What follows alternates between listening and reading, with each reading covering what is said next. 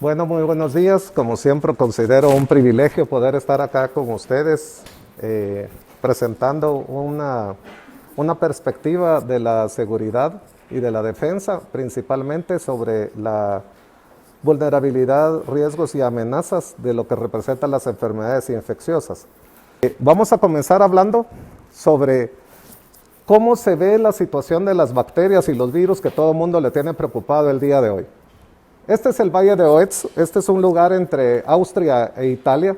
Una vez unos alpinistas en 1991 encontraron un cadáver y asumieron que era una persona que había fallecido recientemente. Bajaron, lo avisaron a la policía y la cuestión es de que se encontraron que tenía muerto 5.300 años, ¿verdad? O sea, se supone que tiene del 3.200 antes de Cristo. Y era una situación interesante porque se logró preservar mucho de él. Y lo más interesante es de que sí, el paciente había fallecido por una herida de flecha por la parte de la espalda. O sea, lo atacaron. En las armas en las que él tenía se evidenció entre 3 y 5 diferentes tipos de sangre. O sea, que se evidencia de que él también había entrado en batalla o en pelea con otra persona. Y también tenía restos de una enfermedad que lo transmiten las garrapatas y los venados, de una enfermedad el cual el tratamiento se llegó a tener disponible hasta 1900. Entonces, esa es la preservación que tenemos que tener, de ver cómo está asociada los virus, las bacterias, las infecciones con el comportamiento humano, y donde hay comportamiento humano también hay disputa de recursos, ¿no? Los 4 jinetes del apocalipsis, conocidos por todos de forma histórica, ¿verdad? Se habla de la guerra, se habla del hambre y se habla de la peste. Entonces, y que el caballo blanco, muchos lo ponen como un jinete enigmático aún, se supone que es el conquistador, ¿verdad? Desde el punto de vista religioso es la persona que va a conquistar o va a reconquistar al final de los tiempos, ¿no? Entonces, miren, las bacterias son miles de millones, han entrado en contacto con el ser humano. Todo lo que nosotros consumimos tiene bacterias, porque son muy pocas las cosas estériles. Por ejemplo, el agua embotellada o el agua potable que nosotros debiéramos tomar en la casa, que debiera ser potable, se define porque tiene menos de 5 partes por millón de fecaloideos. O sea, no es que sea estéril, tiene menos de 5 partes por millón. Entonces, cuando yo tome 1.000.000 de mililitros, me habré tomado 5 gramos de heces fecales. Entonces, después de haber tomado 50 días, 2 litros... Sí, pero ¿saben cuál es la diferencia de eso? Esa la palabra de lo que se llama, es lo que se llama el inóculo, la cantidad de bacterias que hay y la capacidad que tienen nuestras defensas. ¿Qué tan difícil? No creo que vaya a ser muy difícil con el público que entiende lo que es la defensa, lo que son las defensas del organismo, ¿no? O sea, la defensa es defensa.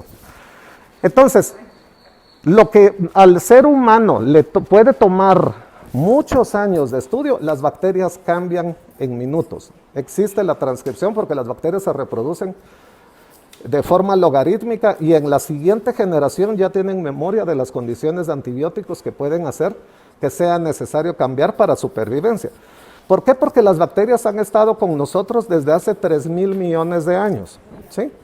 Ustedes han escuchado de que lo que se descubrió de la penicilina ya en la primera mitad del siglo pasado fue una cuestión hasta accidental, ¿sí? Pero de todas maneras tenemos que ver cómo es el comportamiento causa y efecto. Bueno, entonces comparamos las bacterias con los humanos, vemos que los humanos y el Homo sapiens como tal tienen muy poco tiempo de haber aparecido, ¿no? Si nosotros queremos ver cuál es la relación histórica del comportamiento humano y las enfermedades, si nosotros nos basáramos solo en nuestra región, tenemos que entender de que el vivir ya en ciudades representaba un avance muy importante desde el periodo clásico, diríamos desde parte final del preclásico hasta el clásico tardío, donde vivían muchas personas en ciudades. Eso representaba niveles altos de convivencia. Sí existía una relación causa y efecto, desde lo que se ha encontrado de los mayas. Ya se describen algunas enfermedades, la oreja del chiclero ya era conocida, y por ejemplo en el Popol Vuh hay alguna relación de que describen casos que pueden ser considerados como de fiebre amarilla, pero desde el punto de vista moderno se logró entender hasta 1795 por Matthew Carey, por una epidemia en Estados Unidos. Entonces, las grandes ciudades mayas del clásico, que ustedes cada vez han visto que se ha estudiado más y se ve que son calzadas enormes donde hay un intercambio económico de poblaciones, migraciones y todo. Estamos hablando la forma de ver la realidad concreta. Esta es la página 15 del Códice de Dresden, donde ustedes pueden ver de que en esta imagen ellos tienen en la parte izquierda de ustedes una representación de una calavera, ¿sí? Pero no solamente eso, las manchas que tienen la piel es como cuando ustedes han visto las frutas, los bananos, los mangos que empiezan a podrirse, que se empiezan a poner así pintaditos. Y la exposición del ano, eso representa de que se está fermentando o que está oliendo mal, ¿sí? O sea, era la forma en la que ellos lo podían hacer. Esto es un augurio, o sea, si ustedes hacen siembra en tal fecha, el augurio es muerte, ¿sí? Cara descarnada, ojos exorbitados, prominencias óseas, ¿sí? Manchas y ano expuesto, mal olor, ¿sí? Pero si ustedes hacen el augurio en otro momento, el producto es vida, ¿sí? La diosa maya de la vida, Itzamna.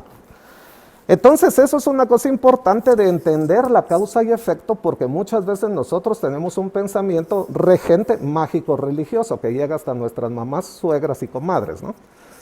Cuando se conquista América, recordémonos de que vienen los españoles a darse la sorpresa de que las ciudades que encuentran en América son más grandes o tan grandes como las que tenían ellos en Europa, ¿sí? Por eso en las cartas de relación de Hernán Cortés, él describe de que la Gran Tenochtitlan es tan grande como Sevilla o Córdoba. Tenemos que recordarnos cuál es la influencia cultural e importancia que tienen Sevilla y Córdoba por la influencia árabe, y que es cuando se está terminando la reconquista en 1490, en esa época por los españoles. ¿Con cuántos soldados conquistó Hernán Cortés México? ¿Sí? Hay mucho debate, pero al final se sabe de que podía ser entre 300 y 800 soldados, ¿verdad? El número más redondo que se pone es de 400 por la formación de cuadras o cuánta gente podía tener efectiva para eso. Pero la verdad es de que cuando ellos ven la cantidad de gente que son, ellos están diciendo, la cantidad de gente era tan grande como Constantinopla y Roma, según la crónica de Bernal Díaz del Castillo, ¿sí? Recuérdense ustedes que el Imperio Romano se divide en Constantinopla y Roma, y ellos están diciendo, mire, la cantidad de gente que nosotros vemos acá, solamente en Constantinopla y Roma lo hemos visto. Pero la cuestión es de que ellos traen enfermedades como la viruela, que incluso está documentada en muchos códices, el Borgia, y códices que están en México, que son de la cultura mexica, donde está reportada la mortalidad. En nuestro país, el Memorial de Tecpan-Atitlán habla de epidemias. ¿Cuándo comenzó la crisis hospitalaria? En 1534. Miren, porque cuando se inaugura en el Valle de Almolonga lo que sería un hospital con fin asistencialista, para este año ya había triplicado su ocupación, o sea, ya no se daba abasto porque era mucha la gente que llegaba. Vean ustedes que luego se ve la salud desde un punto de vista asistencialista y de misericordia. Luego llega el hermano Pedro, ya ustedes saben, no es atención facultativa, sino es atención de caridad. Esa bula es importante de 1537 porque Paulo III en esa bula declara seres humanos a los indígenas. O sea, antes probablemente no eran tomados en cuenta dentro de los que llegaban a ser atendidos a los hospitales. Y luego ya por fin se tiene la llegada de los médicos, el hospital de indios. Ustedes verán de que hay algunos lugares donde se tienen iglesias y a la par la capilla de indios, donde se decía, ¿verdad? O sea, donde así eran los hospitales. La gente noble en la antigua Guatemala eran atendidos en su casa. Por eso es de que ustedes habrán visto en la antigua de que hay casas que tienen su propia capilla, ¿verdad? Porque no era que iban a mezclarse ahí con la gran muchachada, ¿no? Entonces, se va desarrollando poco a poco la sociedad ya colonial. Se llega a la formación de la Universidad de San Carlos, ¿sí?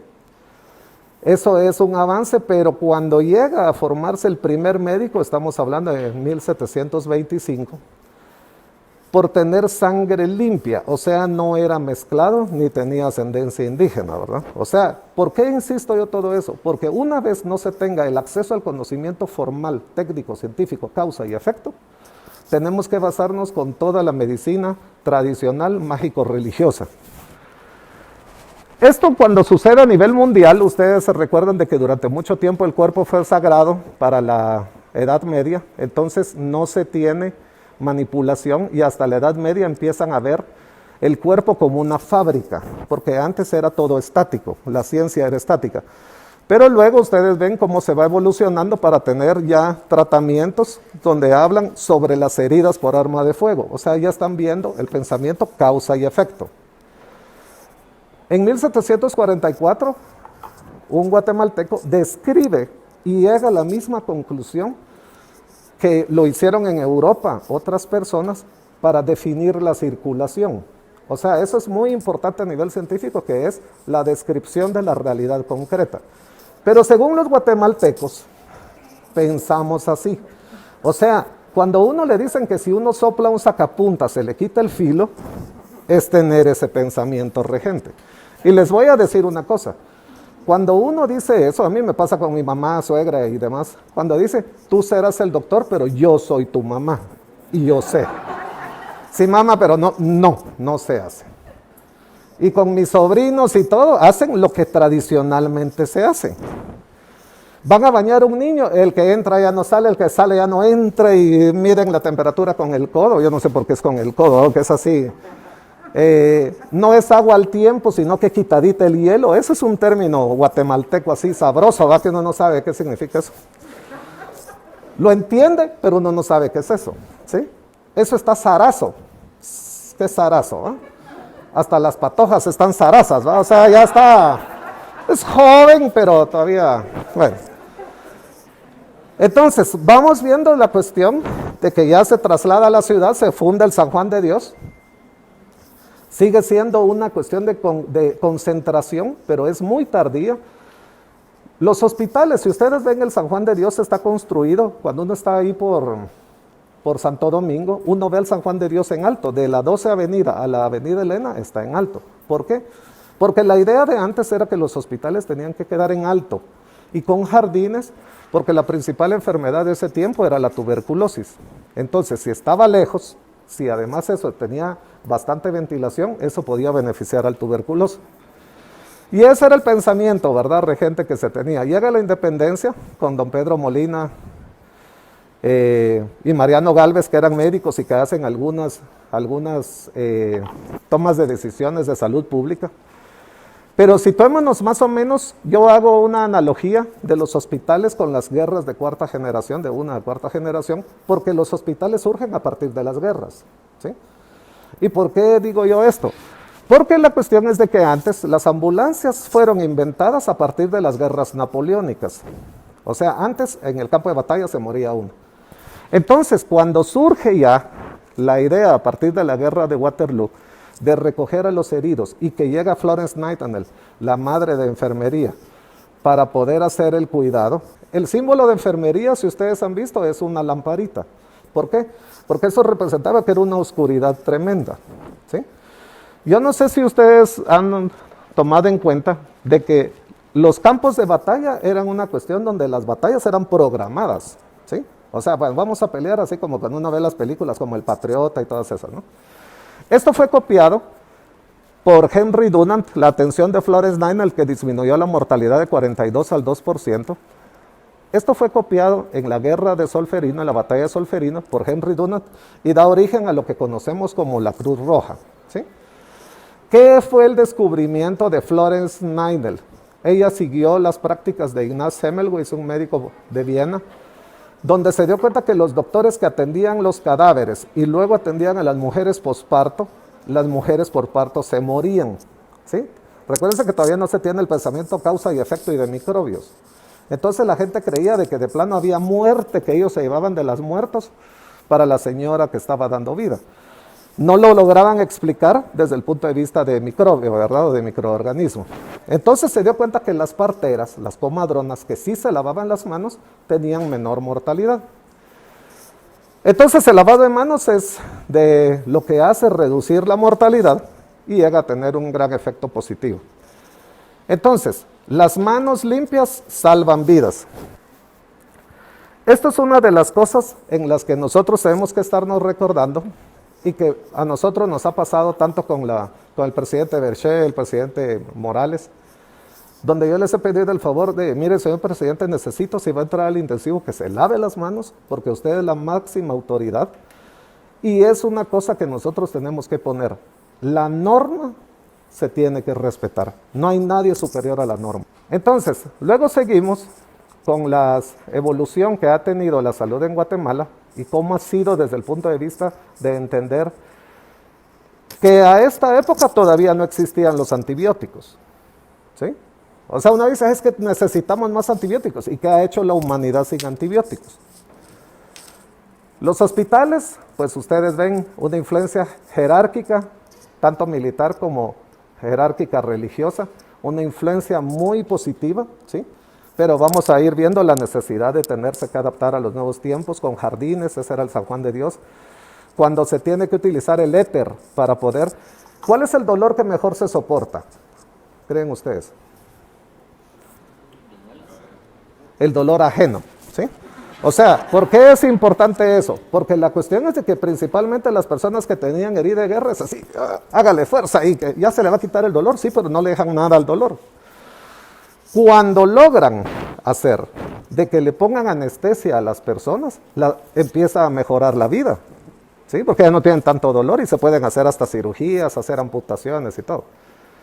Entonces los hospitales cada vez van a tener más sobrevida y van a tener más ocupación, incluso hasta para fallecer uno tenía que morir y ser enterrado en un camposanto, no cualquiera lo enterraban en camposanto, ¿verdad? O sea, hasta eso era una cuestión donde la influencia de la vida y la muerte era que tenía que ser en base a las líneas de la iglesia, ¿verdad? ¿Por qué? Porque todavía se pensaba de que la enfermedad podía estar asociada a castigo.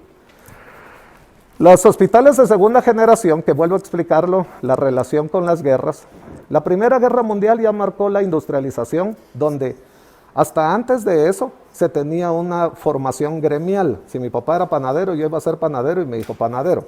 Pero a partir de la revolución industrial, las personas migran a las ciudades y también se generaron armas que ya tenían mayor capacidad de destrucción, más heridas, más rápido, ¿verdad? Si ustedes han visto la película de El último samurái, donde ustedes ven esa batalla donde los samuráis estaban para la pelea cuerpo a cuerpo y ya el otro ejército tiene ametralladoras, ven la cantidad de heridos que se producen, ¿no? Sigue todavía Guatemala, vamos viendo de que la producción de médicos y de personal es muy lenta y desproporcionada, ¿no? Luego, los hospitales de tercera generación que van con las guerras, vuelvo a insistirlo, entendemos nosotros que desde la Segunda Guerra Mundial, la guerra de los 6 días entre Egipto e Israel y la invasión a Irak, tienen casi siempre el mismo comportamiento, pero una cosa importante es que los ejércitos y toda la demás organización ha cambiado a de que son ejércitos mejor organizados, profesionales y estables. Antes eran ejércitos que miren a las armas por la patria y reclutaban a la gente muchas veces no entrenada.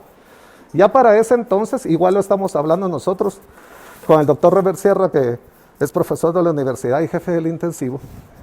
Nosotros tenemos que entrenar mañana a gente de anestesia que va a intubar a los pacientes con COVID-19, ¿sí?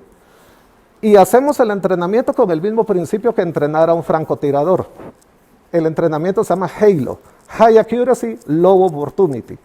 O sea, nosotros necesitamos precisión. Y para llegar a precisión, desde el punto de vista de educación, ustedes necesitan tener una formación continuada y una formación por competencias. Antibióticos nuevos no se han desarrollado. Debemos decir que los primeros antibióticos fueron originados desde el punto de vista militar, ¿sí? Como reserva estratégica militar. La penicilina misma fue distribuida por el ejército de Estados Unidos con ese fin. También los animales usan antibióticos y muchas veces también se prescriben malos antibióticos, ¿sí?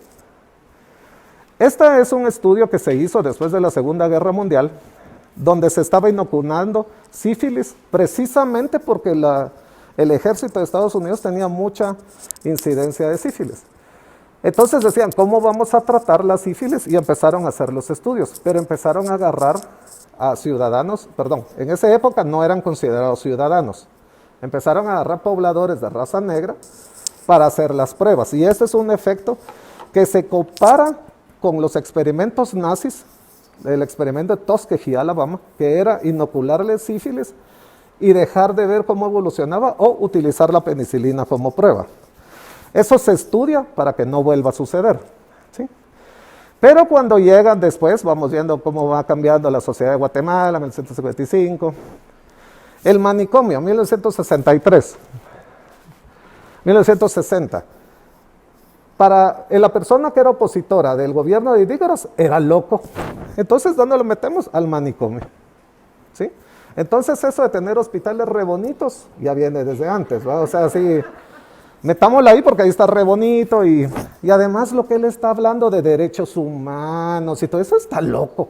Metámoslo ahí. Pero después, ya cuando se empezaba a ver un poco más de importancia de la vida y del ser humano, no podían tenerlo ahí y se incendia el manicomio, ¿sí? Llegamos y avanzamos en la época de los 70, el conflicto armado, que comienza en los 60, para que vayan ustedes viendo cómo se va comportando la sociedad y la medicina, ¿sí? Poblaciones desarraigadas, llega el terremoto, se cae el San Juan de Dios, ¿sí? El San Juan de Dios lo que era, ¿sí? Y se cae. Y esta clase yo la di de sesión inaugural en el Iglú a los estudiantes del curso de gestión de la Escuela de Estudios de Posgrado, de que yo les decía, si hubiera un terremoto hoy y se cayera el Roosevelt de San Juan, tendríamos que llevar a los pacientes al Parque de la Industria, porque no tenemos otro lugar a donde llevarlo. O sea, del terremoto para acá no se ha construido otro hospital de la misma característica. Y precisamente fue el ejército de Guatemala el que ayudó al traslado de los pacientes del San Juan de Dios al Parque de la Industria. Y ahí estuvo el hospifer, que se llamaba. O sea, eso ya se vio como un hospital de campaña, cosas que ya funcionan en todos los lugares, ¿sí? Luego ya para 1980, ya en el término del gobierno del presidente Lucas, ya se inaugura el San Juan de Dios. En ese momento era la tecnología de punta, con los equipos completos, con lo más moderno para esa época. 1979 se tiene la Conferencia Mundial sobre la Salud de la Organización Mundial de la Salud en Alma-Ata. Ese es un poblado de Rusia donde promovían de que la salud tenía que estar desde base comunitaria, ¿sí? Donde eso tenía que ser responsabilidad del ciudadano a nivel comunitario. Pero si nosotros nos recordamos cómo era el conflicto y las políticas contra insurgentes en 1979, eso no podía prosperar acá, ¿sí? Entonces teníamos nosotros que la guerra también impactó, el conflicto armado también impactó en el desarrollo de los servicios de salud. Hasta 1986, cuando se hace el acuerdo de Esquipulas, esta foto del presidente Arias, Duarte, Cerezo, Azcona y Ortega, y que se tenga la firma de la paz, también va a haber una reorientación de los servicios de salud y de la capacidad de respuesta. Esta es una foto de cómo se desplazaban las personas a México sin carnet de vacunación. Para México era un problema muy importante de tener campamentos de personas aquí, de población no registrada. Miren, no es lo mismo la población flotante del altiplano que baja a hacer la zafra a la costa sur, que esta persona que huye y no se lleva nada, ¿sí? En Israel, por ejemplo, hasta los beduinos y gente que anda migrando en el desierto tienen que tener el carnet de vacunación los hijos, ¿verdad? Vuelvo a hablar con lo de la sífilis. Luego se dan cuenta ustedes cuando Hillary Clinton, siendo la secretaria de Estado, pide perdón a los guatemaltecos por haber hecho los experimentos precisamente en la gente del manicomio, ¿sí? O sea, como ya no lo pudieron hacer, si ustedes se recuerdan, los 60, cuando Martin Luther King, Malcolm X y todos ellos empiezan a hablar de los derechos civiles y la persona de raza negra es tomada en cuenta como ciudadano, entonces es sujeta de derechos, ¿sí? Entonces se vinieron aquí a Guatemala Y los hospitales de cuarta generación, que estamos hablando sobre la guerra del terrorismo, tenemos que hablar de que son amenazas asimétricas, transnacionales, donde se necesita una organización de las task force, de fuerza de tarea. Los médicos también ahora ya tenemos fuerzas de tarea, ¿sí? Tenemos grupos específicos. Los trasplantes es una task force, ¿sí? El hacer un trasplante, el hacer una cuestión muy específica es una fuerza de tarea. Los servicios de salud dejan de ser un edificio, como ustedes lo logran ver acá.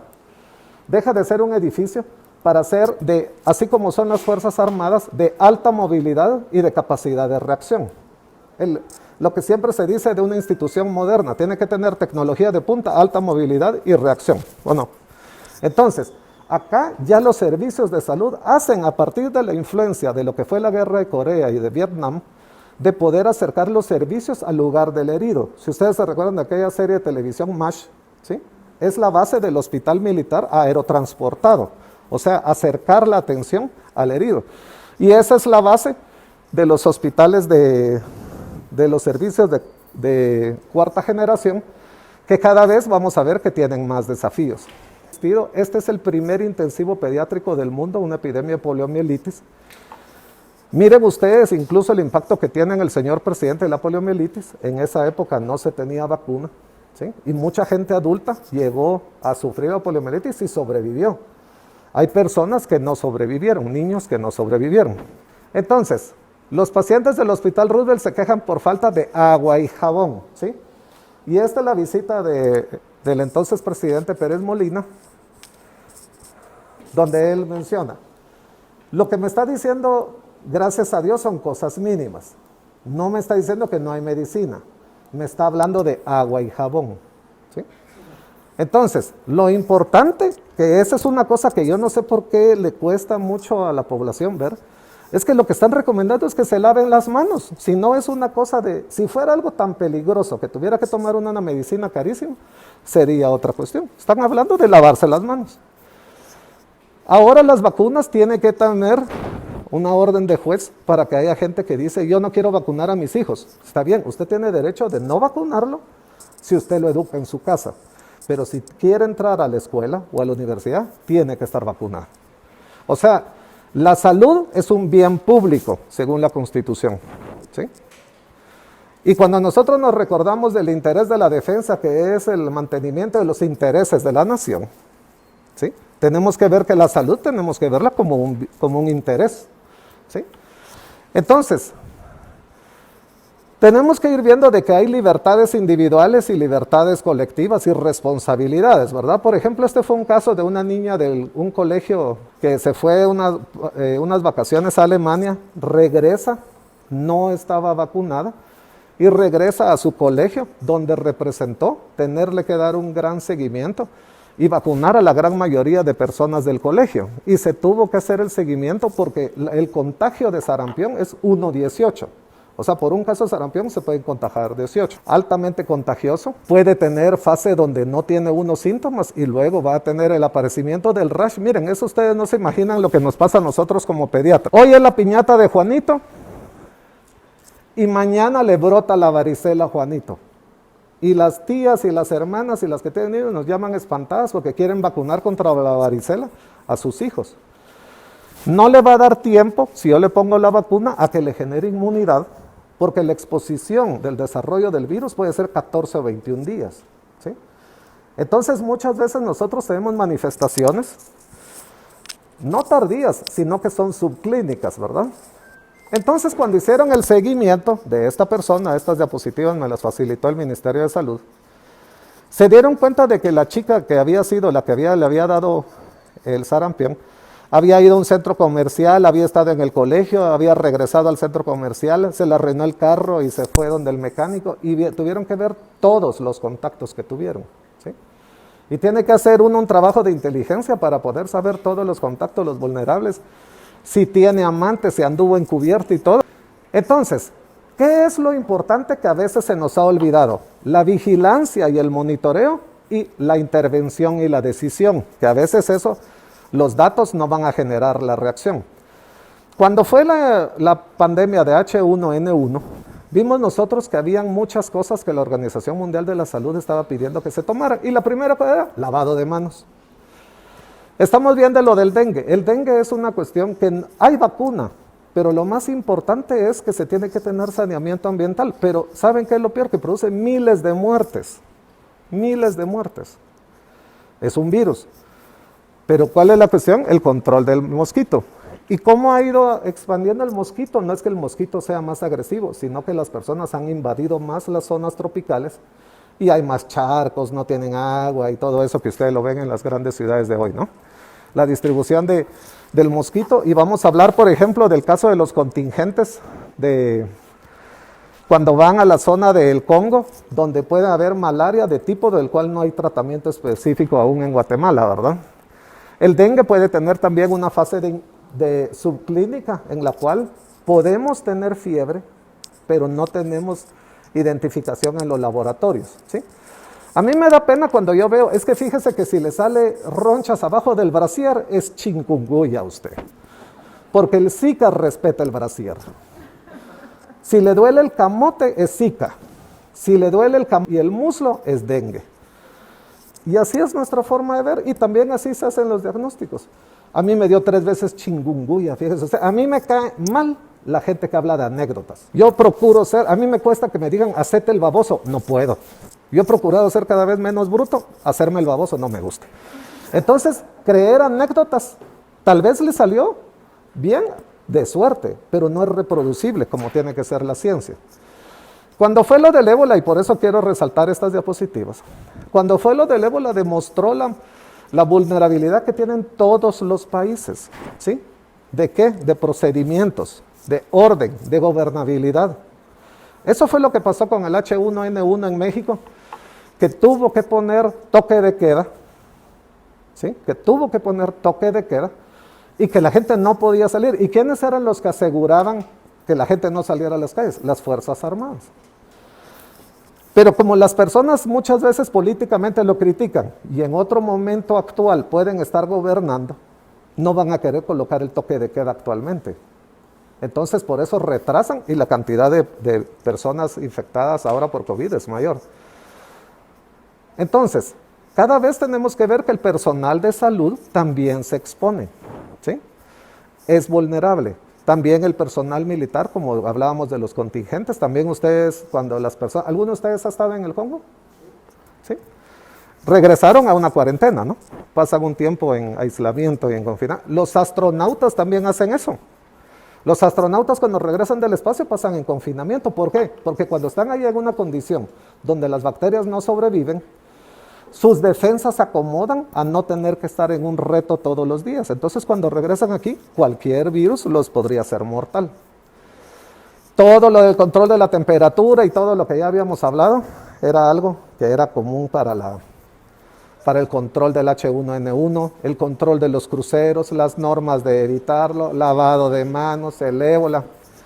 O sea, allí es donde nosotros tenemos que ver, bueno, ¿en realidad las amenazas son nuevas o nosotros no hemos hecho lo que nos toca para poder reaccionar en forma?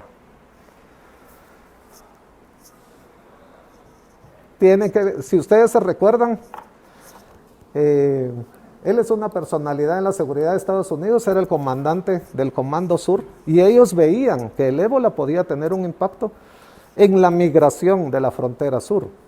O sea, eso lo ven como una amenaza. A nosotros nos preocupa si nuestros países vecinos tienen epidemias.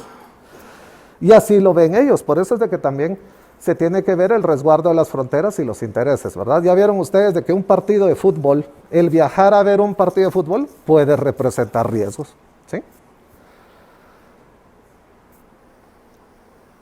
Tienen miedo, ahora están, y ¿saben qué es lo triste? De que ustedes ven de que la gente está preocupada por ver cómo termina la liga o la Champions. Si abren los estadios, se van a llenar los estadios. Los animales, la relación que tenemos con los animales desde el punto de vista de zoonosis, ¿verdad?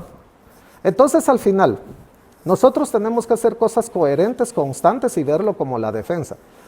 Todas las amenazas que nosotros tenemos pueden ser noticia. Y para ir cerrando, la seguridad, la bioseguridad. Todo lo que nosotros vemos de lo de las mascarillas, los filtros y todo eso que le da miedo a la gente, comenzó desde un accidente de un laboratorio, donde se empezaron a dar cuenta que la gente se exponía si manipulaba gérmenes. ¿Cuáles son de los gérmenes que más podrían darle a uno problema? Originalmente eran estos. Piensen ustedes que el anthrax está disponible en todo el ganado, ¿sí? ¿Cuál es la diferencia? El inóculo. Si ellos lo purifican y si ellos lo ponen en una cantidad, puede ser un arma y puede costarle la vida a las personas, así como ustedes lo vieron que mandaban sobres con anthrax y todo, pero el anthrax está en las vacas. Incluso se supone, la explicación científica que han buscado de las plagas de Egipto, de que cuando muere el ganado y morían las personas, era por anthrax. Entonces, poco a poco ha ido mejorando la humanidad en entender a las bacterias, a los virus, los niveles de riesgo. Esa es una de las cosas de que yo usé mascarilla a partir de que el presidente lo puso obligatorio. Yo veo en el banco gente que anda con mascarilla de doble turbina y todo, pues es innecesario. ¿Nosotros necesitamos N95? No. Nosotros, el doctor Sierra y yo, porque estamos siguiendo al Parque de la Industria, donde está la concentración de personas con COVID, ¿sí? Pero de ahí, andar uno con la señora en el mercado, irse a cortar el pelo y todo, como decía el presidente, con mascarilla normal de tela, puede estar uno cubierto. Entonces, estos son los niveles que tenemos que ir viendo. Entonces, se tiene que hacer evaluación de riesgo. Vean ustedes qué pasa cuando los laboratorios pueden tener gérmenes que ya se consideran erradicados y que son mortales con objetivos estratégicos. También hay accidentes humanos. Y digo accidentes humanos porque los accidentes meten. Todo es una causa y efecto, ¿sí? Entonces, un laboratorio que tenía mortal virus de viruela explotó. ¿Y por qué explotó? Una explosión de gas. Ajá, teníamos que ver. ¿Creen ustedes que es la viruela o el ébola agresivo que perfora la pared y se sale? ¿O es un problema de tubería de gas? De que tal vez mandaron un chavo que no sabía instalarla. O que hicieron mala instalación. Esa es la cuestión del causa y efecto. Entonces, nosotros tenemos que ver los errores humanos y las fallas del sistema. Vean ustedes cómo era para el 2004. Precisamente, si hiciéramos un análisis de las áreas de conflicto, era donde menos servicios de salud se tenía. Y vemos en el 2005 cuánto es que se tarda uno en llegar a un hospital nacional y en cuánto tiempo lo atienden a uno. Esa es otra causa también de muerte, el llegar y que lo atiendan a uno, ¿no? Sobre COVID, entonces, podemos hablar de que desde que ha llegado a Guatemala, desde que ha llegado a América, cómo va la evolución. Ustedes van a tener la presentación para poderlo ver. Las velocidades de crecimiento que tenemos que ver la velocidad de crecimiento, pero la capacidad de respuesta, ¿sí? Y en conclusión, nosotros tenemos que hacer todo lo que está en nuestra respuesta, pero ¿cuál es la capacidad que tenemos desarrollada antes de la crisis? Seguimos teniendo virus que tiene desde el 10.000 antes de Cristo. Eso ya estaba. Solamente para terminar, él es una persona que estuvo trabajando sobre el ébola en Liberia, en África, en la que era la capilla de su hospital, desarrolló él la instalación de ébola, ¿sí? Una persona que supo utilizar lo mejor sus recursos para poderlo sacar adelante. Esto ya es en el Parque de la Industria, donde nosotros ya estamos haciendo el entrenamiento, precisamente el doctor Sierra, de High Accuracy, Low Opportunity, para que las personas ahí hagan las cosas de precisión. Ese es el entrenamiento de cómo se va a atender un paciente en intensivo, igual como es lo de simulación o juegos de guerra, ¿sí? Con tal de que queremos nosotros de que el futuro sea prometedor, ¿sí? Y concluyo de que siempre tiene que ver uno que los servicios tienen que mejorar, lo público tiene que ser el referente de calidad, porque aunque la patria sea pequeña, uno grande la sueña. Tenemos que aspirar a tener los mejores servicios públicos de salud, que al final son los que van a responder para todos. Muchas gracias.